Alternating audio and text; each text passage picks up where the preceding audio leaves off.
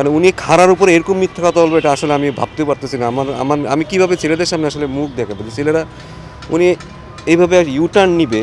আমি তো জানি আমার 2টা প্লেয়ার কোমাতে চলে গেছিলো, 5 দিন ধরে কোথায় বলে হারাই গেছিল। উনি একেবারে মানে এমন মিথ্যা কথা বলছে আমার, বিশেষ করে আমি তো নিজেও টিচার মানুষ, টিচাররা তো একটু মিথ্যা কথা একটু কম বলে। কারণ উনি খাড়ার উপরে এরকম মিথ্যা কথা বলবে এটা আসলে আমি ভাবতে পারতেছি না। আমার আমার আমি কীভাবে ছেলেদের সামনে আসলে মুখ দেখাবো যে ছেলেরা উনি এইভাবে ইউটার্ন নিবে। উনি একটা শিক্ষক মানুষ, ঢাকা ইউনিভার্সিটির শিক্ষক উনি, মানে একটা আমার দেশের সর্বোচ্চ বিদ্যাপীঠের একজন মানুষ। উনি এইভাবে মিথ্যা কথা বলবে এটা আসলে আমরা আসলে মানতে পারতেছি না। আমার মানাটা আসলে মানে কীভাবে মানবে এটা আসলে আমার বলার মতো না যে উনি কী বলে আসলো আর উনি এসে কীভাবে ইউটার্নটা নিল। দেখুন, একটা ছেলে যখন বিশ্বকাপ খেলবে সে তার তার ড্রিম, তার এই এই যে 27 বছরের ড্রিম সে এখানে নিয়ে আসছে। ড্রিমটা আপনি 1 সেকেন্ডে আপনি নষ্ট করে দেবেন। ঠিক আছে, দেশের সিদ্ধান্ত যদি দেশের কারণে হয়ে থাকে সেটা তারা স্যাক্রিফাইস করবে। বাট যদি বলেন ক্ষতির কথা বলেন, শুধু পার্সোনাল ক্ষতির কথা আমি বলবো না। পার্সোনাল ক্ষতি, একটা ছেলে মানুষের ড্রিম আমি স্বপ্নটা শেষ করে দিচ্ছি। আমি তো জানি আমার 2টা প্লেয়ার কোমাতে চলে গেছিলো, 5 দিন ধরে কোথায় বলে হারাই গেছিলো। তারে যে আমরা ওই যে টুর্নামেন্টে মাঠে ফিরে আনতে পারছি ওইটাই বেশি। আমার মনে হয় এটাই সবচেয়ে বড় সাকসেস কোচিংয়ে আমার জীবনে। দেশে মাঠে আসছে, এসে আবার রান করছে।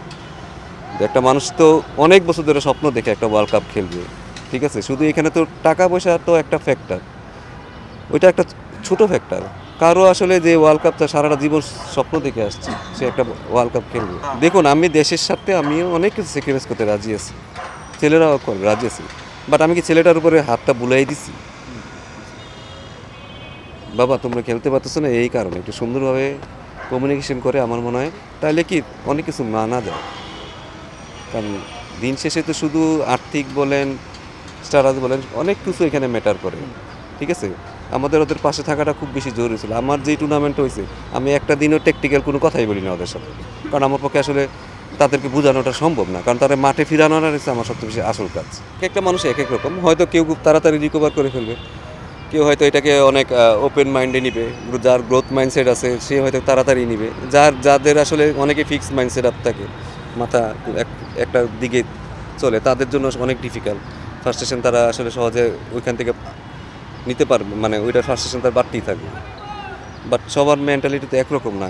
কেউ এটা বললাম না পজিটিভ নিবে, কেউ নেগেটিভ নিবে, কারো হয়তো জীবন পুরাটাই চেঞ্জ হয়ে যেতে পারে। এটা আসলে বলাটা বহুত মুশকিল। ওয়ার্ল্ড কাপ খেলবো আমরা, আমরা তো 1 বছর আগের থেকেই আমরা স্বপ্ন দেখতেছি।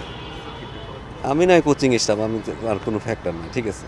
বাট যেই প্লেয়ারটা, যে ক্যাপ্টেনটা, যে প্লেয়ারটা এতদিন ধরে 1 বছর ধরে সে কিন্তু ওয়ার্ল্ড কাপের জন্য প্রিপারেশন নিচ্ছে যে আজকে ওই স্টেজে আমি খেলবো।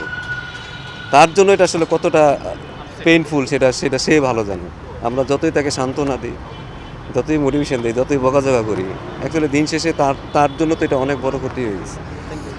বাট এটাও আমার মনে হয় যে এটাও আসলে ওভারকাম করতে হবে, এটাও ওভারকাম করে তাদের শিখতে হবে। মাঝে মাঝে আপনাকে চরম সত্যের দিকে আসলে বাধ্য আপনি